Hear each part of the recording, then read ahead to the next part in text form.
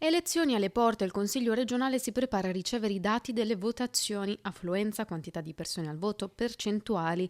Gli exit poll saranno gestiti in questa tornata elettorale da un comitato tecnico e uno scientifico, tra cui Università di Padova e Utrend. Nell'occasione di queste elezioni l'università, con questa componente interdisciplinare nel comitato scientifico, si propone di analizzare l'andamento delle elezioni e con questo strumento nuovo algoritmico anche l'uso degli aspetti informatici e del pensiero informatico per arricchire questo studio anche con un software. Entrerà subito dopo che ci saranno i primi dati per commentarli, per provare ad approfondire un po' le analisi, provare a renderli divulgabili per chiunque, comprensibili per chiunque. Cercheremo di portare un po' di mappe, un po' di analisi originali, quando ovviamente i dati però inizieranno ad arrivare. Sarà dunque il Consiglio regionale a raccogliere l'andamento dello spoglio. La presenza del comitato scientifico